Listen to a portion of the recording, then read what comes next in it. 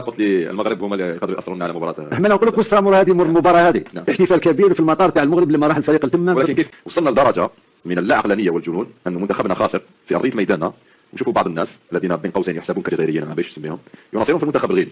هذه الامور هذه تاكد باننا مرضى نفسانيا، وتاكد بانه هناك ناس تعبد الاشخاص ولا تناصر المنتخب، وكان ينتظر من الحكم انه يصفر له اخطاء. تلعب الحكم ستي نادفيرسير يوسف هذا هو دي فوتبول. الحكم كان في المستوى. لا حكم ما تتكلم ما عندناش ليهم عن بالي لينا اليوم هذا راح نجبدوا روحنا من المغرب، ما نهضروش على المغرب ما فيش الحكم لاباس به. التعفن كان في اللاعبين تاعنا. شوف والله لا مندي لا طوغاي لا ابراهيمي لا بالرحمه اللي لعب اليمين واسمه لا مش عطاله اللي دروا. شوف 8 لاعبين لا بنزيه 8 لاعبين والله ما يلعبوا. معليش والله ما يلعبوا. يوسف انا التصريح تاعك استاذ ناصر المباراه قلت لي المغرب هما اللي يقدروا ياثرون على مباراه. احنا نقول لك واش هذه المباراه هذه احتفال كبير في المطار تاع المغرب لما راح الفريق التم. ولكن كيف اثروا علينا هذه؟ ما اثروش عليا في المباراه هذه. نهضر لك يعني الحفل هما راهم يلعبوا لي سونتيمون تاعنا. الجزائر قويه يعني بالفوتبول وسون فوتبول. هذا الفوتبول كما قلنا احنا هي عباره عن لعبه فقط. عباره عن لعبه. ما كان المغرب حاجه. شوف كنا نجرو صح خسرنا ما كناش لازم احنا نصحوا في الدار تاعنا الحاجه الاولانيه. الكره تاعنا اللي ظهرت واحد الصيفه اللي رجع الناس رجع انسان يمشي يشوف الماتش. احنا كنا تربينا في البالون، لعبنا بالون وتربينا في البالون، كنا نروحوا صغار نروحوا نشوفوا لي ماتش. ما تقدرش تشوف الماتش، ما تقدرش تمشي. لا كوربسيون دي جان ناصر دي جان ونيفو تاع لاكاديمي ما يخلصوا دراهم باش يلعبوا. احنا في انجلترا مازال ما خدمتش انت لهنا. بالك خدمت في انجلترا وكنت تشوف الوضع المتعفن هنا ما تشجعش على الفوتبول. انا جزائري تمنينا تكون واحد كيما بحال خويا محمد، تمنينا تكون في بيت الفيدراليه ناس كيما انت يكونوا في بيت الفيدراليه على الاقل ما يشوفش الاشخاص، يشوف قانون اللعبه ويطبق. احنا رانا نطبقوا واش يقولوا الاشخاص. نسالك سؤال وجاوبني بكل صراحه. الكره زمان كانت تاع فقراء. ماهوش كيف كانت تاع فقراء كانت تاع فقراء. دوك زاول يقدر يلعب بالون ما يلعبش. والله ما يلعب. والله انا نعتمدوا على بين قوسين مزدوجي الجنسيه. نقولوا لك الناسيونال تاعنا ما نعرفش نجيبوا لي جوال يتكونوا هنا، نجيبوا لاعبين محترفين. ما باللاعبين المحترفين وين نقدموا مستوى كبير. يا يوسف عندك شوف انت لاعبين محترفين. شوف يا بغيتي صار الجماهير الجزائريه والفئتين اللتين ربما نراهما الان فئه تقدس الناخب السابق وتتمنى نجاح ربما فشل المنتخب. لا خلينا نهضر مباشره. وايضا فئه اخرى تكره الناخب السابق. وصلنا لدرجه من اللا عقلانيه والجنون ان منتخبنا خاسر في ارضيه ميداننا، ونشوفوا بعض الناس الذين بين قوسين يحسبون كجزائريين ما باش نسميهم يناصرون في المنتخب الغيري. هذه الامور هذه تاكد باننا مرضى نفسانيا، وتؤكد بانه هناك ناس تعبد الاشخاص ولا تناصر المنتخب، وتؤكد ايضا بانه اذا بقاوا بهذه العقليات فنحن نستحق الذهاب للمونديال، لانه توفيق لو فينا خلينا نشوفوا منتخبنا الوطني في درجات الدنيا في افريقيا. عيب وعار انك في ارضيه ميدانك وامام جماهيرك ونشوفوا ونسمعوا جماهير تناصر في المنتخب الغيني بعد تسجيل المنتخب الغيني الهدف الثاني. عيب عليكم وعار عليكم وانتم لا تحسبون على الجماهير الجزائريه. يعني نقولها مباشره. هذه النقطه كنهضر عليها الحيت هذه. شو قالت لي واش كاين في راسي؟ قلت حاجه انا واش ما فهمتش. احنا كاع جزائريين وعندنا بلاد وحده الجزائر تحب ولا تكره.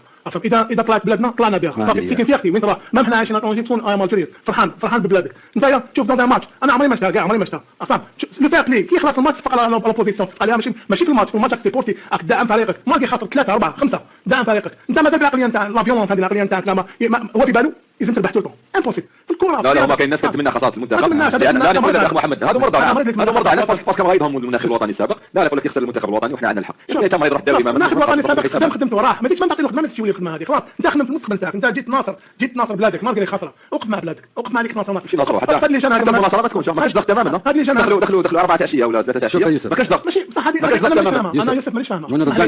انا مانيش فاهمها انا كيفاش مناصر جزائري انت عليك ناصر نتاعك وخسر ان بو ديكار ماشي خسر 10 20 خسر ان بو ديكار وضد الفريق الوطني نتاعك وقاعد سيبورتي وسف لي جوار. هذه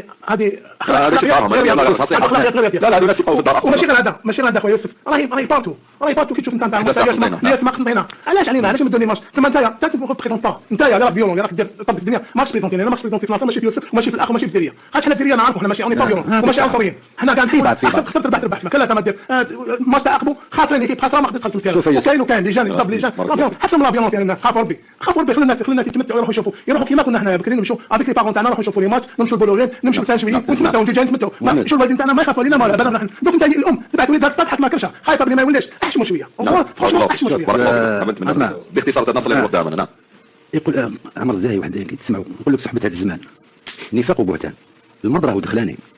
لما تكون انت مستقيم في مجتمع اعوج واعر عليك كما تكلمت انت هذاك واعر عليك باش تكون مستقيم في مجتمع اعوج لازم تداوي ماشي غير هكذا نهضروا برك. الوقت اللي رانا فيه صعيب قلت لك اللي قبض منصب يستولي على هذاك المنصب فيه تصفيه حسابات. هادو لي فيولونس راهم يجوا من هذا الشيء. لو كان يكون المسؤول نقي وصافي كلشي يمشي.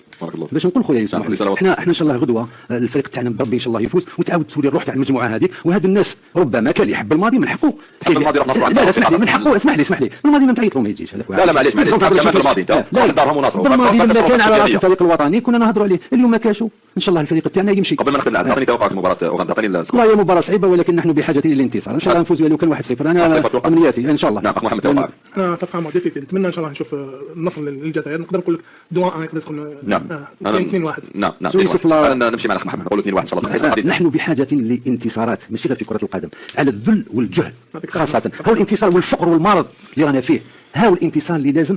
هذه ما هي الا لعبه، ولكن التخلف والفساد ما جرى في قسنطينه بلد العلماء، بلد الشيخ العلامه ابن باديس صاحب 450 مسجد. هذه قسنطينه لما تشوف الشباب هذاك تكسير بلد، اسكو تقبل انت اليوم تكسر الماء ولا واحد يجي يكسر المنزل تاعك؟ عاودوا رجعونا اللور، كنا نفتخروا بالمنشآت الرياضيه من راهو يساند فينا باش نلحقوا بهم المبتغى تاعنا. تجي انت شاب، لماذا يا اخي العزيز؟ قسنطينه بلد العلم، بلد الكرم، بلد لما تشوف العلماء تاعها روح شوف غير والديك مين نايضين والديك، على الاقل بالك تلقاه نسبه مع بن باديس باباك انت وانت تجي تتكسر.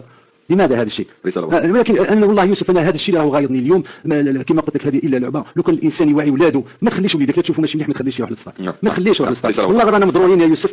انا واحد غيور على بلدي وعلى ولي امري واش راه يدير للبلاد باش اليوم انت تجي تكسر. لا صافي دوك نعاودوا نولي مشاريع باش نعاود نحط حجره فوق حجره. الكراسي بالملعب تخدم بملايير الدولارات. اليوم انت ديت ناحيه كان تحفه كرويه.